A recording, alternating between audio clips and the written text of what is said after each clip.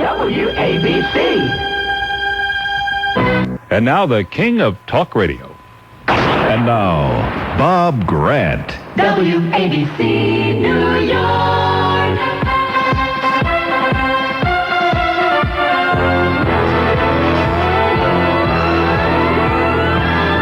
And let's be heard. Good afternoon, everyone. The telephone lines are open. The number to call in New York is 563 WABC. If you're calling from New Jersey, 201-489 WABC. In a program dedicated to the free and open exchange of ideas and of opinions, in the belief that as American citizens you have a right to hear and to be heard. And what is on your mind this afternoon? I arrived here at the studio earlier than I usually do, earlier than need be for the Bob Grant program. But I arrived here earlier so that I would be able to have a chance to meet once again with the President of the United States, to shake his hands, to urge him on, to encourage him, and to remind him that there are a couple of us in the broad spectrum of the media who are not salivating for a return to high interest rates, high taxes, and a social agenda which, in the final analysis, doesn't care about Mr. and Mrs. America. That middle-class breadwinner, family raiser, taxpayer. I wanted to remind him that there are those of us who have not lost sight of the important issues and who do not have an obsession with the left-wing, politically correct elitists. And I could only tell you this, looking at him up close, he looked refreshed, he looked vigorous. Matter of fact, much better than some of the television portrayals. And I told someone in his campaign, I said, you know, you have a spot, an advertising spot, running that is so poorly done, I thought it was a Clinton spot. And so did some other people. You know, it's the one with the, like the computer printout and shows a headline, and then it shows him saying something, then it shows another headline. Absolutely horrendous. Some skunk from the Clinton campaign probably infiltrated the Bush campaign and put that commercial out. There's no doubt that Lee Atwater is missed, and missed dearly, because he was the one that really cracked the whip. He was the one the Democrats were most afraid of. And for all the justifiable accolades being paid to Jim Baker, when it comes to the hardball politics you have to play when you're fighting a sleaze gang like Clinton Gore, you have to be tough.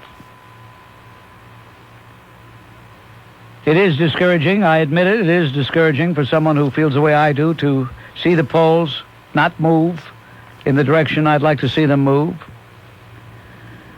I can only hope that my prediction that a good portion of the people will not make up their mind until they actually step in that voting booth and ask themselves, wait a minute, I may be disenchanted about a few things, but do I really want to turn things over to a man who clearly is not fit to be president of the United States, a man who is a liar, who is a cheat,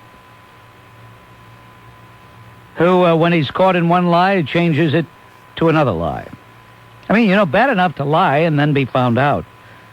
But to lie and cover it with another lie, and then cover it with another lie, and another lie, I don't think this is the type of man that we want to entrust the next 4 years at the helm of the United States to.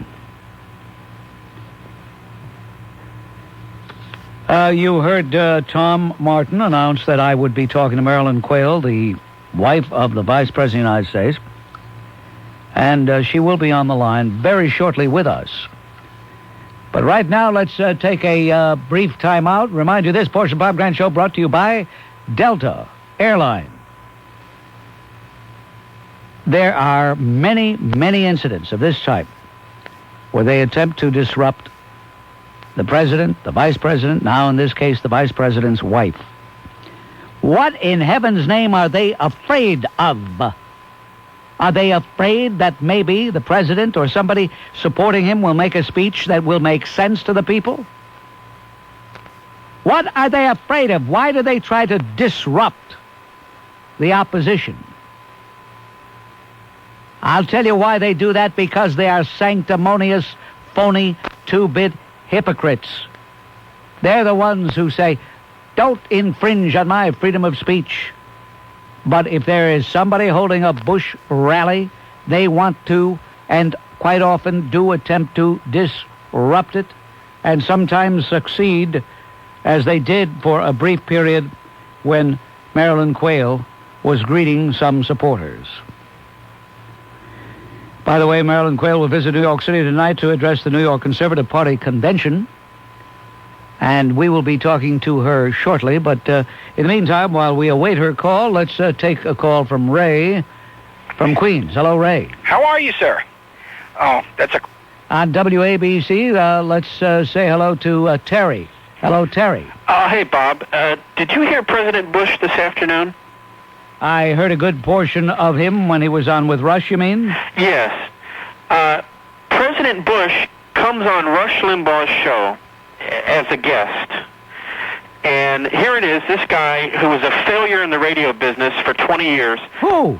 Rush Limbaugh. Nobody knew who he was for the last 20 years. All right, stay right there. I'll get to you, but we do have Marilyn Quayle on the line, the wife of the Vice President of the United States. How do you like campaigning, Mrs. Quayle? Oh, I love campaigning. It gives me the opportunity to talk to people. I love traveling around the country, and I like getting out of Washington. So the bad part about campaigning is I'm away from my children, and that is difficult.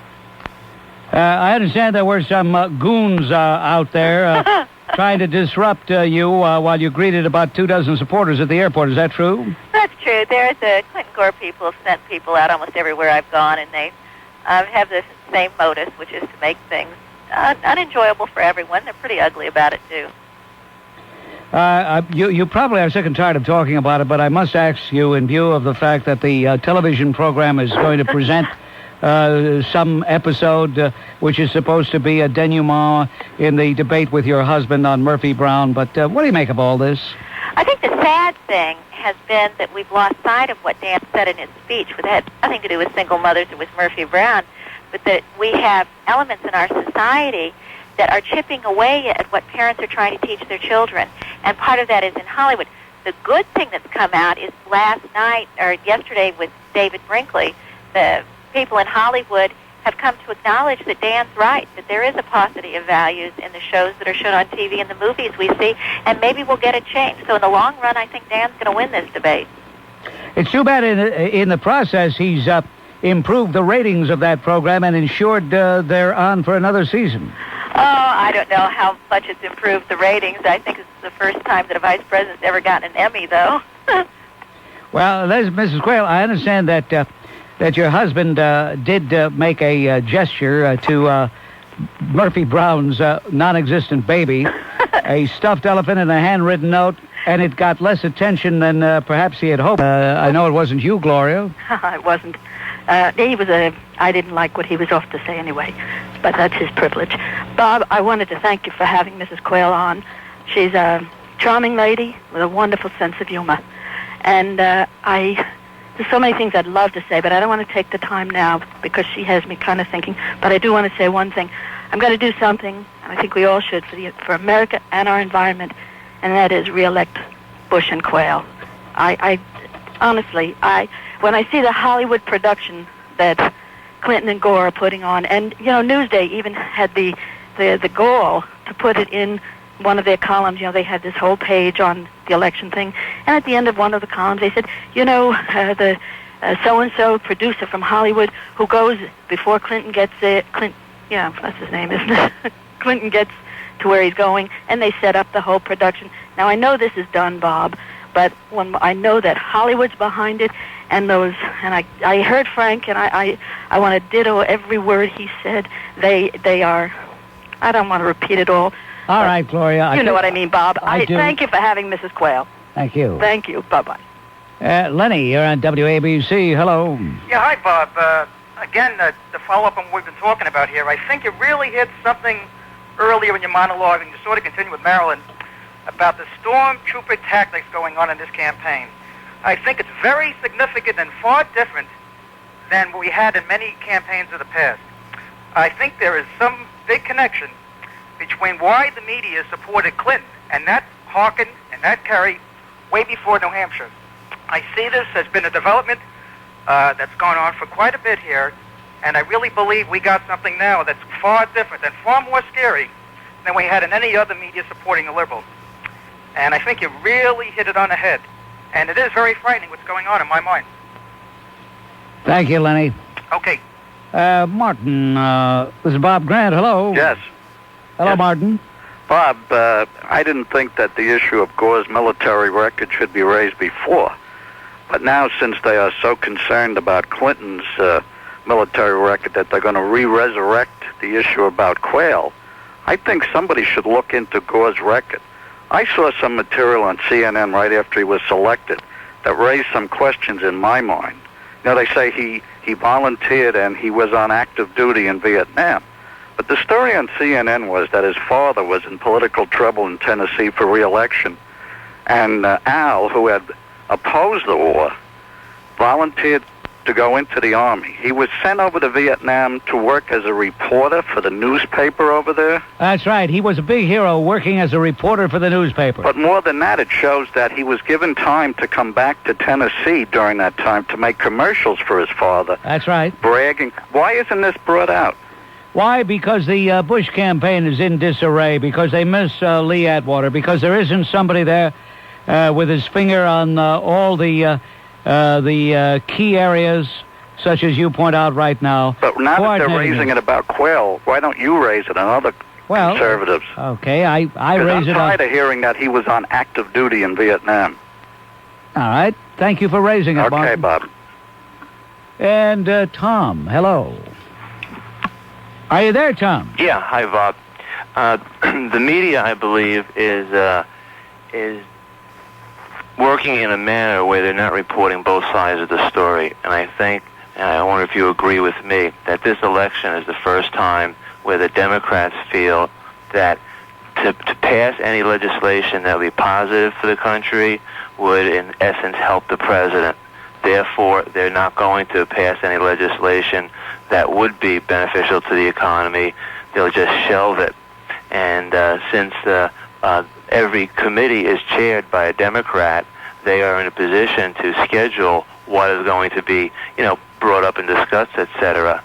And do you agree that this is happening in this election more so than others? Do I agree that what precisely is happening? That the Democrats are willing to not pass any positive legislation. That goes without saying. It goes without saying. Congress is not going to do anything to help the president, and I wouldn't expect them to. This is hardball presidential politics.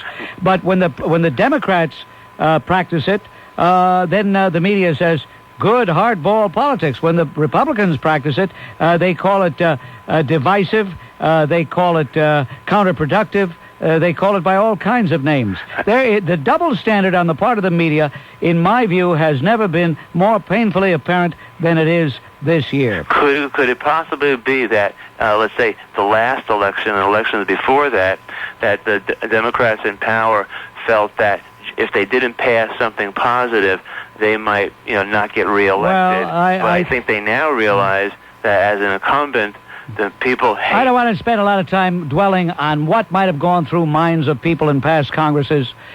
But let's say hello to David checking in right now. Hello, David. Hello, Bob. I'm a first-time caller. I'm 17. I agree with you 100% about Bill Clinton. He's a fake, a fraud, a phony, and one of the most dishonest men ever to run for the presidency of the United States of America.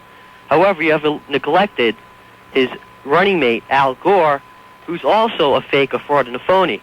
According to the National Taxpayers Union, he is one of the biggest spenders, and also, according to Americans for Democratic Action, he has a 78% rating, which places him as liberal as Harold Metzenbaum. And I'd like also to point out this stuff about the environment.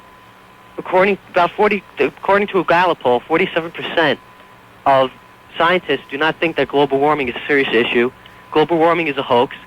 And also, Al Gore, with all this environmental regulation, is going to destroy small businesses, all types of businesses. Again, we're going to go back to this stupid government regulation. It's going to strangle big business. We're going to tax the hell out of the rich. It's going to bring the economy down. Everybody's going to be poor as hell. It's going to maybe the Great Depression again. I'll be glad when you're 18 because I know you're going to vote the correct way. Thank you very much, David. Thank you. See, if blacks have a predisposition to crime because of their genes, you know what? They're focusing on the wrong group. They should focus on the white group, and let me tell you why. Look at the barbarism of white people. I mean, y'all came over here to America, which it ain't. This is the Native American people country. How y'all white people gonna come over here? Y'all instituted a policy of genocide against the Native people. That's right. There was a policy of genocide, and that's why there are no survivors to this day. They're all gone. It's only gone. Hey, you know what, Abdullah? If somebody called and they started in a diatribe about black people, you would be the first to pick up the phone and complain. But you think it's okay. You think you have a license to make these broad, sweeping statements about white people. I'll tell you what. I'm going to punish you. Your punishment is go to the mirror, the nearest mirror, and look at yourself for 20 straight minutes. That's your punishment. And if you do this again next week, I'm going to increase it to 40 straight minutes. I'm going to double the time you have to stand and look at yourself in the mirror each and every time you call with one of these racist diatribes. And that's the worst punishment I can give this guy, to have to look in the mirror, because he doesn't like what he sees coming back at him. Joe, you're on WABC. Hello. Yeah, hello. That guy was a trip, I'll tell you. One of the things I can't understand about this whole election is why the so-called feminists are so enraptured with Clinton. Because here's a guy who treats females as toss-away toys. I mean, this guy's had about, as far as I can estimate from news reports that I've read, about 4 or 5 different girlfriends.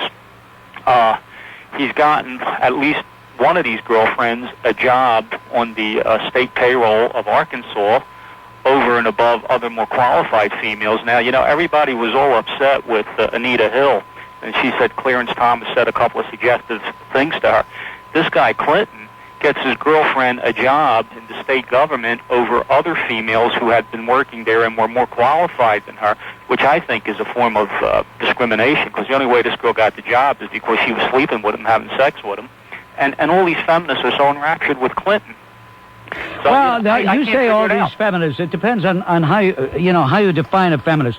If by feminist you mean someone who reads Ms., someone who is a devotee of Betty Friedan, somebody who follows Gloria Steinem and the rest of that bunch with the hobnail boots, what does that really mean? That you're talking about people with a left-wing agenda, people who believe in abortion on demand. They want no strictures whatsoever. They don't even want the last trimester, which is supposedly supposed to involve only the life-threatening status to the mother.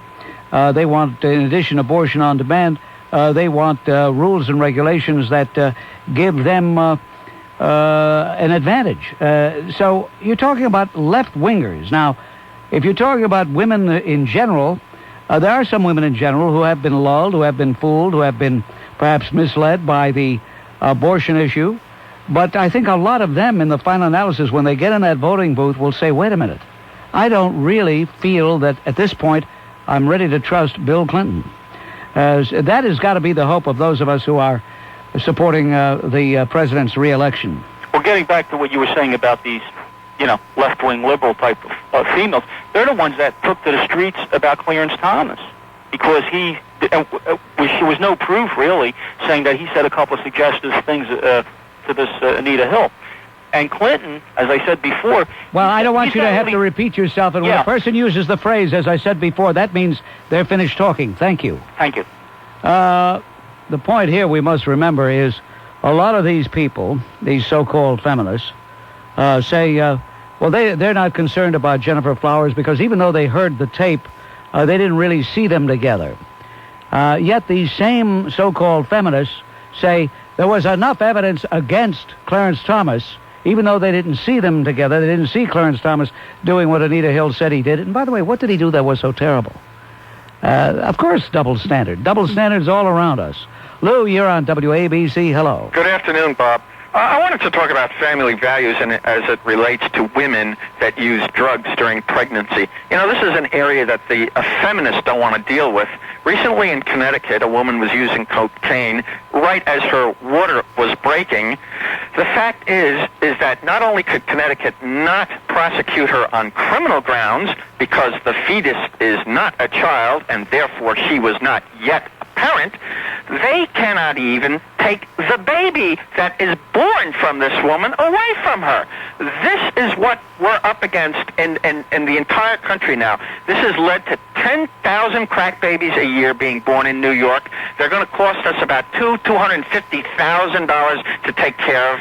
Many of them are going to be permanently damaged, and nobody has addressed the issue. The media won't touch the issue with a 10-foot pole, and I think it's long overdue that we start thinking about giving rights to fetuses maybe after they're 3 months or 6 months old. There's got to be a compromise on this, because it's ridiculous to me that a woman can poison a child hours, literally hours before it's born, and probably destroy it, physiologically speaking, for the rest of its life, and there's no criminal prosecution, and we can't take the kid away. This is ridiculous, Bob. Well, there's a bit of hypocrisy here, because they say they have a right to do what they want to with their own bodies, and yet again, these are the same people who say, "Oh, I feel life."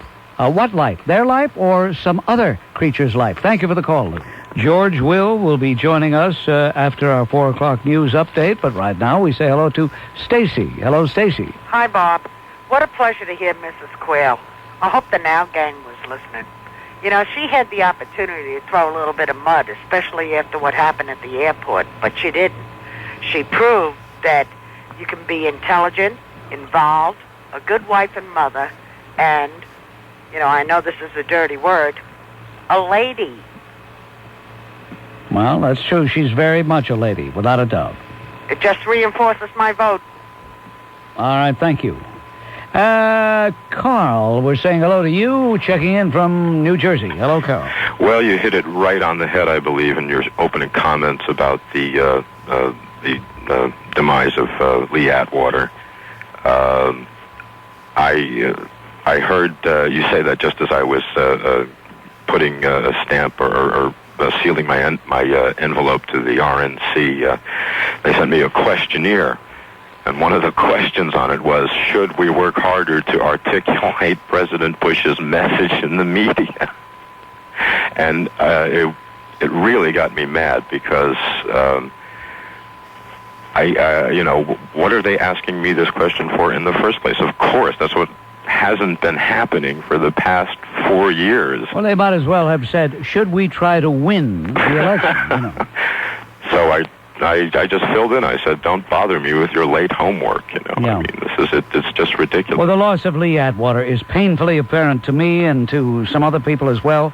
There's just nobody really pulling all the strings together. This latest commercial for the president, which is so absurd, I really thought until the very end that it was a Clinton commercial. Mm-hmm. Yep. Yeah. Well, when did Lee Atwater die, by the way? Well, how do you recall? He died last year. Last year. Because I tell you when he got when he was diagnosed. He was diagnosed March 3rd of 1990.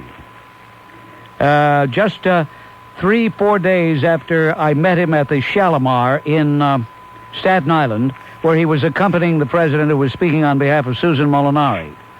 And he had a painful, agonizing, excruciating, grotesque death. Thank you for the call. Thank you. Nancy, you're on WABC. Hello.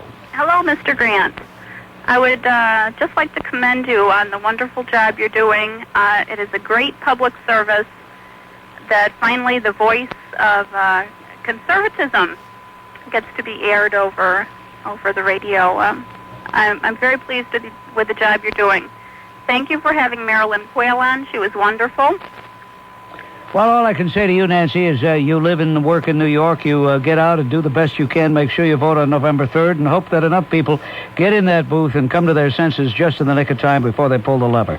Thank you very much, Nancy. Roseanne is checking in right now from East Brunswick. Hello, Roseanne. Hi, Bob. I'd like to talk to you about the media bias, but first I just have to tell you how much I agree with your previous caller, Joe. As a woman whose husband cheated, I have to say that Bill Clinton committed the ultimate betrayal of trust on his wife, and also a betrayal of his position as a leader. But what I called to tell you about was the article I saw in the Star Ledger on page 57, Sunday. I guess it's yesterday's news. Schwarzkopf defends quick end to Gulf War. It was an article that defends Bush's policy on stopping the war when he did. They put it on page 57 in the obituary column. But they put Admiral Crow's endorsement of Clinton in the front page. I know. And it's supposed to be subtle, but it really hit me right in the face. I mean, I'm at the age where I would look in the obituary columns, but the young voter wouldn't. Yeah.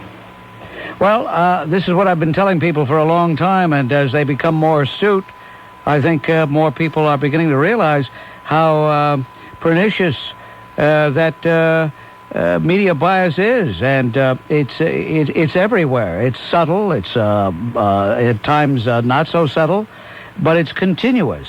It's continuous. It's ubiquitous, and it's bound to take its toll. We're going to talk about that with George Will a little later. Now, I'm going to confront George Will with a statement that was made to me over the weekend, and I think George is a man of integrity. I think he's intellectually honest. But I'm going to ask him, is it true that some people say they had hoped you would bring left-winger Sam Donaldson closer to the middle, but the reverse has happened, that you have come more closely to his side? I'm going to ask him that question, and maybe he can hear me now and have time to ruminate about why that question should be asked, and is there any validity to the question even being asked, let alone being true. Thank you. WABC, New York. It's 4 o'clock this week with David Brinkley, quoted quite often on this program when I come in Monday. Usually I can guarantee that there's going to be half a dozen people who've seen you, seen David, and seen that other guy. And people are saying to me, hey, Bob, I know you've been a George Will fan, although lately you're beginning to wonder about him, but they say, I know you've been a George Will fan. What's happened? We thought he might educate Donaldson. Is Donaldson swaying him? What's going on, George? Well, in the first place, let's not assume, absent evidence, that Donaldson's educable. Least of all by me. Sam's a good friend. He's just incorrigibly wrong on all issues of public policy. I don't hold that against him. Let me say this about my conservative credentials, which are called into question by some people who think that fealty to George Bush is now a litmus test of conservatism. I cast my first vote for president in 1964 for Barry Goldwater. I've voted Republican ever since. I was pleased to be a fairly enthusiastic and reasonably consistent supporter of Ronald Reagan, and had the first Bush term more closely resembled a third Reagan term, I'd have been more enthusiastic. But I don't think conservatism or clear thinking in America, they're almost the same thing, would have been served by someone saying, well, Bush is a Republican, therefore let's fall into line. Okay. I don't argue with that. However, I contend that the moment of truth is when you step inside that voting booth. And you could have a lot of misgivings, disappointments, concerns about the incumbent. And then you say, but is this other guy going to be an improvement? Is he worth taking a chance on?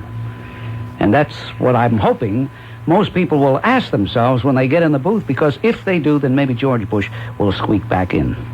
That's what it's going to come down to. It's the old joke about the country preacher in Texas who's called to a new church. Then he arrives, unfortunately, the day of a funeral. Of course, he didn't know the deceased.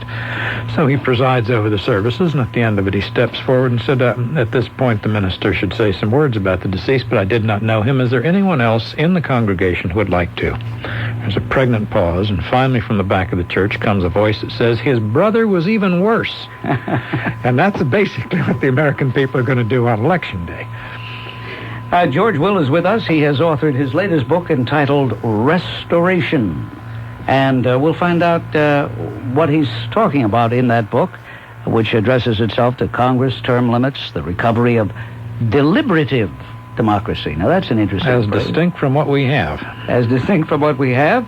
And we'll ask him whether he agrees with Emmett Terrell, who appeared recently on this program, that there has been a conservative crack-up, which followed last year's liberal crack-up, which happened to be the title of both of Mr. Terrell's book. The obvious Democratic bias in reporting the campaign leads me to certain questions. One is, I know very well that Dan Rather, Tom Brokaw, and Peter Jennings are merely the messengers. My question then is, at what level is this decision made to favor one candidate over another? All right, that's a good question. At what level does the tilt occur? The caller referred to the decision made. It's not decision. It's these people often will be genuinely and sincerely, wrongly, but genuinely and sincerely indignant when they say biased, not us. Yeah. That's part of the milieu they live in. I mean, they live here, a lot of them in New York. They absorb the same journalistic culture in Washington, come from many of the same schools. Survey after survey shows that the elite media, the major newspapers, news magazines, and networks, supported McGovern heavily, supported Carter heavily, supported Mondale over Reagan. It's been demonstrated. But it's unconscious. If there were a decision, if people got in a room and said, today we decide this, it'd be a lot easier to combat. You'd clean out the room. Yeah. But it's the very fact what makes it insidious is that they really don't believe they're doing it. The name of the book that he has just authored, Restoration, published by Free Press.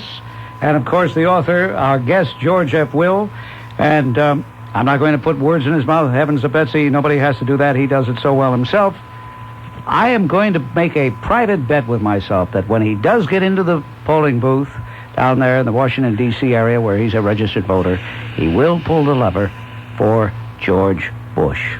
I did in 1988. Here's David Lerner of David Lerner Associates. I've spoken to thousands of people at our investment seminars. I know that most investors are deeply concerned about falling interest rates and are looking for a high-yielding, safe investment. For tens of thousands, the answer has been collateralized mortgage obligations, or CMOs. While CMOs are typically high-yielding and collateralized by the U.S. government or an agency of the U.S. government, they may not be for every investor. However, it is essential that before you invest, you understand how CMOs work. That's why we're conducting a series of seminars where I will explain CMOs and answer your personal investment questions. Join us for a pleasant educational evening and find out if CMOs are right for you. CMOs are available with yields up to 8.16%. For information on the next free David Lerner CMO seminar on Tuesday, September 22nd at the Holiday Inn, North Haven, Connecticut, call 1-800-367-3000, 1-800-367-3000. Anticipated yield and average life will fluctuate depending on prepayment experience. The number again, 1-800-367-3000. Yes, there is a way to avoid airport congestion, skip long boarding lines, and arrive on time. 24 hours a day, 7 days a week. McDan Charter. Charter your executive air transport with no connecting flights. No layovers, everything is first class. McDan serves more than 30 Fortune 500 companies with 20 years of outstanding service to the aviation community. McDan Charter. For your free color brochure, call 1-800-346-2140. That's 1-800-346-2140. The world's a funnier place when you're hanging with Mr. Cooper. You know, women always complain that men fall asleep after they make love. But ladies, that's a compliment. Now, what if you made love to your man, he went out and washed his truck? Now, something wrong. Something wrong. America's hottest new comedian, Mark Curry, stars in Hanging with Mr. Cooper. Tuesdays, right before Roseanne on ABC TV. Tomorrow, watch the season premiere of Hanging with Mr. Cooper at 8:30 on WABC Channel 7. I've really got to read this report before the meeting starts. Come on, I got to get in early. There are many ways to commute to work throughout Westchester County. Driving your own car is one of them. I'm not going to be ready for this meeting. Now here's one of the smart ways. Good morning, everyone. Hi. Good morning, Ken. Here, have a donut. Thanks. Hey, let's talk about this report. A Metro Pool rideshare van, where you travel to and from work with your friends and colleagues. One individual leases the van and gets to utilize it for personal use, while the rest of you share the expenses and share in the time together.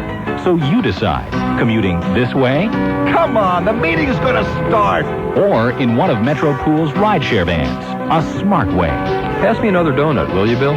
This message was brought to you by the Smart Network, Westchester's Beeline buses, Metro North, the Tappan Zee Express, and Metro Pool's rideshare vans. Smart. Save money and ride together. Call 914-682-2020. Right now, I want to remind you that Men's Hair Now is well aware of the fact that losing your hair is truly traumatic and frustrating. But I'll tell you this, with Men's Hair Now's exclusive Dermabond process, you will look as if you never lost your hair, and that's why I join a growing army of people who personally endorse Dermabond as the only hair recovery program. Dermabond, developed by Men's Hair Now, completely natural, absolutely undetectable, the most advanced process available. Nobody will ever be able to tell it's not your original hair, so let a consultant in Men's Hair Now take you through every step of their procedure before you buy anything. Hair loss, you know, affects all of us, both personally and professionally. So why not feel and look your best with Men's Hair Now? Call 1-800-835-HAIR. Men and women, call 1-800-835-HAIR for your free brochure and consultation. I'm in Mirabelli. Call that number. How about you? 1-800-835-HAIR.